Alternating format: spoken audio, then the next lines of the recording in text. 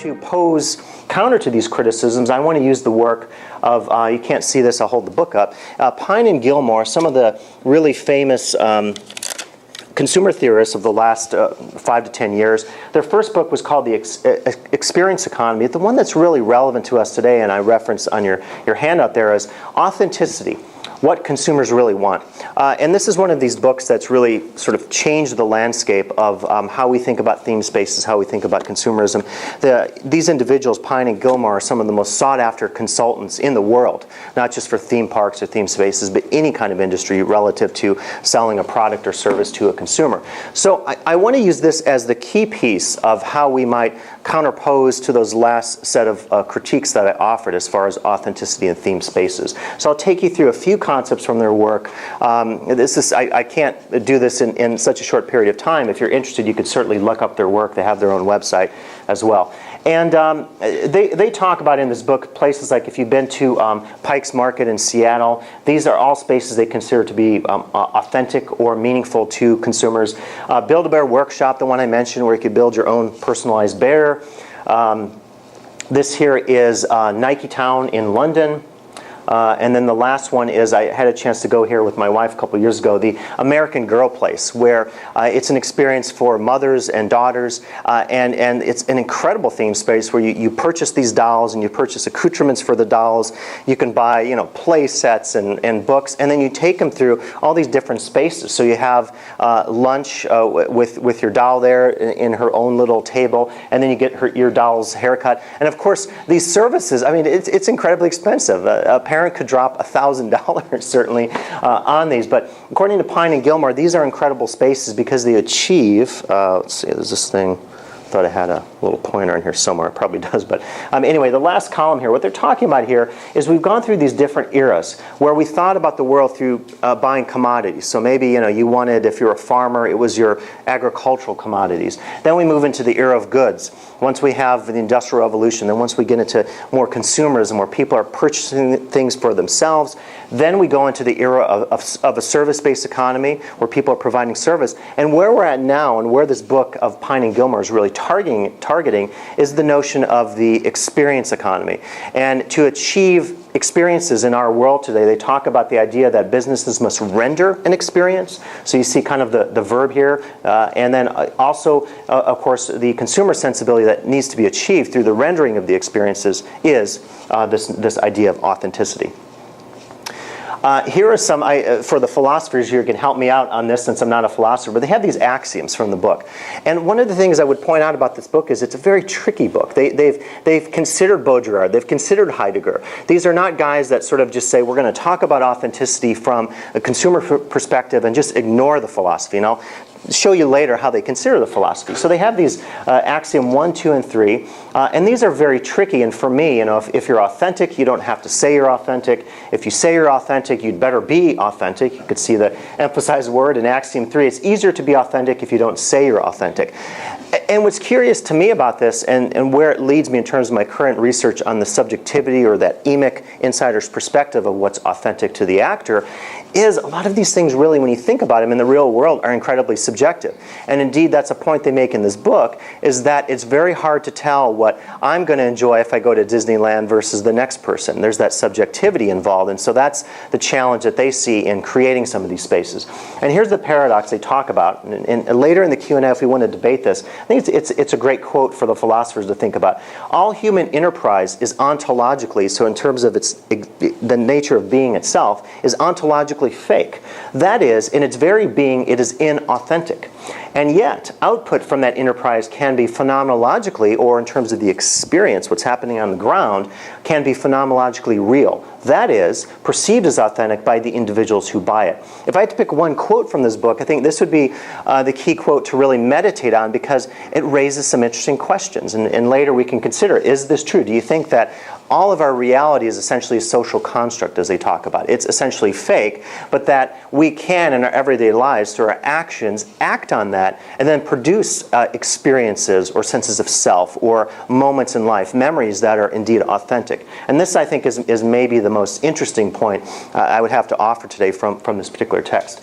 I won't go through these, but they talk about 5 types of authenticity, ranging from the natural. Many of you mentioned in your favorite space, natural spaces, and I think that's quite key. My wife and I live in Lake Tahoe, and we look at the lake, and sometimes it's so amazing because of the natural beauty. Original authenticity. So if you buy a good that is original, for me this was years ago, I won an original brochure from Luna Park, which was one of the Coney Island amusement parks back from over 100 years ago. And I got this on eBay, and for me there was something authentic or real about having the essence of a piece of Luna Park as someone who studies these parks and could never obviously go back in time and experience that. So that would be the original authenticity. There's exceptional authenticity if you have great service in your favorite restaurant. There's referential and influential. And for me, these two are quite interesting to this new project I'm working on the subjectivity, because, again, to reference my memories, to reference my value systems in a store, in a restaurant, in some sort of themed space is a tricky endeavor. And in fact, the same thing with influential authenticity. If you're going to transform me through that experience, how do I know that that's going to have the same impact on person A to person B? In Theme Park and also in the Immersive Worlds Handbook, I refer to this as, I call it the life space. And for me, the notion of the life space is the next level of the transformation of consumer spaces. And that's the idea that the project of life itself will be, it sounds like a sci-fi movie, right? The project of life itself will be, this will be the key project of anyone who owns or runs a themed space. So how I can draw you into this space, how I can tie it in with your memories, how even when you go home and get on the internet or your mobile media, as many of you have today, right? I can utilize apps to make this a 24-hour project where you are consuming and taking in the theme space. Doesn't that sound great? No? No. Maybe it sounds horrific. I mean, I think maybe there could be concerns with that, but this is sort of where we're at here in terms of this type of authenticity. A little bit more here from the book. They talk about 10 elemental questions, and I won't go through these, but basically it's many of the things we talked about earlier in the definitions of authenticity. So is there a sense of purpose to the space I'm creating? Is there an express statement that is clear and meaningful to the consumer? And the idea is the combination of all these will create an authentic experience. This chart, I think, is pretty phenomenal here, and those of you interested in Baudrillard will get a kick out of this, right? Because we thought there was the real and the fake, right? Well, now there's the real fake, the real real, the fake fake, and the fake real, okay? And how this column work is on this, or how these columns in row right here, we refer to something is what it says it is not what it says it is. Down here, something is not true to itself, and there, in that row, is something which is true to itself.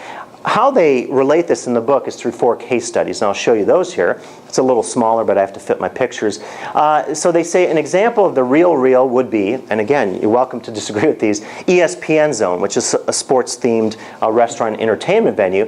And they say that it is the real because it's true to itself. It's about sports. You go there, you can play real basketball, you can play real sports, you can have a beer, which I would say is probably not, most high-level athletes are not drinking beers when they're shooting hoops, right, when they're playing basketball, but get beyond that. But that would be what they call the real. Whereas the fake real would be, if you've seen the place Dave & Buster's, right? It's the adult sort of arcade, the arcade for adults where you can get $20 pizzas with Gouda cheese on them or whatever and basil, and then you can go and play your game. Well, they say this is the fake real because it's fake basketball. And in fact, it's too small to see, but the guys there are shooting basketball, but the hoops are like this big and the basketballs are this big. So they say, in a sense, it is fake. Clearly, the basketball game isn't real, but how they approach it in a serious manner makes it real. So hence the fake real. The next here is the NBA store. And they say this is the real fake. It's real in terms of its sense of being all about the NBA and the brand, but the fakeness comes in because you can't dunk. In fact, there's a basketball court set up in some of these, and they have signs saying, "Please do not play basketball." So again, from an authenticity standpoint, it's like, well, wait a second. This is essentially a prop you've set up for me, but I want to shoot the basketball, right? So this is why they call that the real fake. And the last of these is the fake fake, and for this they have Nike Town. And they say the problem with Nike Town is that there's nothing authentic to do in it. So it's about the brand, but really you can't experience sports. You just kind of look at images of Michael Jordan and famous players and so forth. So this is the matrix that they develop in this book, and I think it's an interesting one because it gets us thinking about the range of how authenticity can be used in so many of these spaces. And they point out this, and they point out, don't feel that if you're fake, that's a detriment. In fact, they talk about a place like Universal Studios City Walk, and they say, well, look at this space. There's nothing authentic about it on the surface. You wouldn't go to a city, and I guess Times Square you might see something like that, but you wouldn't see this sort of in reality, in maybe what you perceive as the real world. But yet, they've taken it so seriously, so it has that sense of the fake real. It's incredibly fake. It's a copy, but people enjoy it. People go there, and in some senses have meaningful experiences or senses of community because of the fact that they've taken it so seriously. So it's not a detriment, even if you're fake in terms of your venue. I use Starbucks here. I'm sure some of you drink Starbucks coffee, and Starbucks have really strived for that sense of authenticity. And in fact, this is a quote from CEO Howard Schultz, who said years ago, "Authenticity is what we stand for. It's a part of who we are. If we compromise who we are to achieve higher profits, what have we accomplished? Eventually, our customers would figure it out." Well, quite interestingly, in 2007, there was a memo that was leaked of Howard Schultz complaining about this very fact and saying, we're losing our authenticity, guys. We're becoming too consumerist. Our espresso machines, our experience is really waning here. And it was interesting to look this over. He's talking about the commoditization of the Starbucks experience. We're watering down the experience itself. Again, something about the authenticity that's being challenged of Starbucks.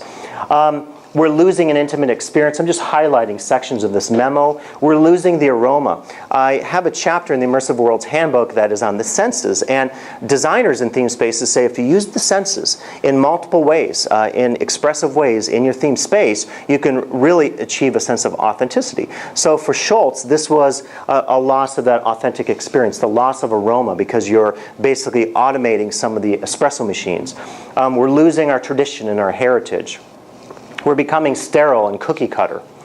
And then he talks about here reflexively, we desperately need to look in the mirror and realize, right? This is what the self-help movement is saying. If you look at, I didn't bring any of them, but if you look at the authenticity books in terms of self-help, they're saying, look at yourself in the mirror, you're not real. So companies then are saying this in terms of their experience.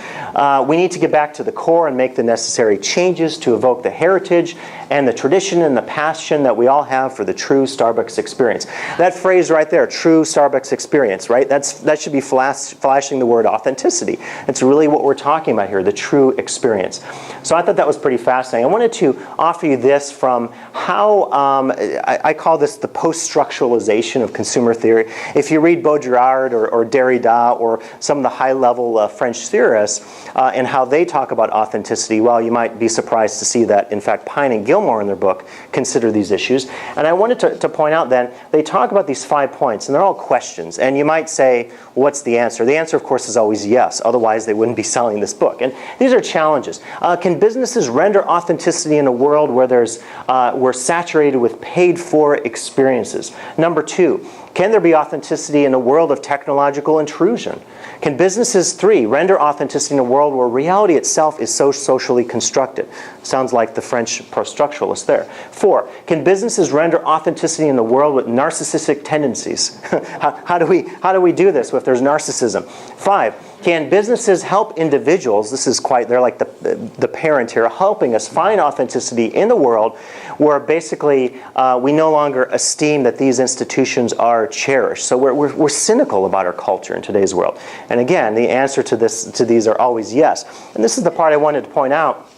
They do talk about here, some of you may know, Plato's From the Republic, the famous allegory of the cave. So they've clearly done their homework. Right here, they talk about the postmodernists. They say the postmodernist views make for interesting, if often cryptic, reading. They go too far in claiming that unreality has assumed absolute control of our daily lives to the detriment of objective truth within the socially constructed reality. And yet they don't go far enough in terms of offering maybe true critiques of these experiences in our society. So I think what's interesting about Pine and Gilmore is that they've actually considered these theories, and more and more when I read some of this consumerist theory, and there's another guy, Kevin Roberts, who talks about this too, and Kevin Roberts, he calls his idea of authenticity is the Lovemark, and the Lovemark is taking the notions of religion and instilling those into brands and sort of basically creating very close devotion between brands and consumers.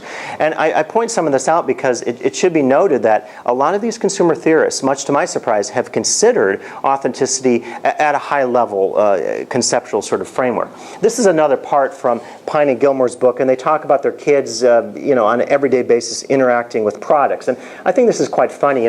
Brenda chooses Quaker Toastables made with real fruit. So they go through this, and it's like, look like real tools. And so this notion of the simulated, coming back and forth, this really, I think, points to the fact that in our everyday lives, we're confronted with this on an everyday basis. And maybe we tune a lot of this out, but we're nonetheless confronted with this. These are two other points I wanted to make on this. Have you heard about this? Very often you push the close button on an elevator, and it doesn't actually close the elevator door. But it's just tricking us into thinking we have some agency in that moment. It's like, oh, these doors, I wish they're closed. I really need to get to my room, right? Or I need to get to my cubicle in my office. And I press the button. I think I'm having some agency. It's doing nothing. It's set on a timer. And this upsets some people because they think, well, wait a second. That's not an authentic elevator experience when I'm pushing the button. The second example of this frustrates me at my community college. It's not quite this. They lock up all the thermostats in our classrooms, and we can never, if it's too cold or too hot, we can't adjust the temperature. Go figure, right? So in this case they're talking about a lot of office thermostats have a fake dial on them. So you say, oh, it's kind of cold, and you turn the temperature up or down or whatever, when in fact, again, these aren't authentic thermostats. So Pine and Gilmore point to some of these examples in the book.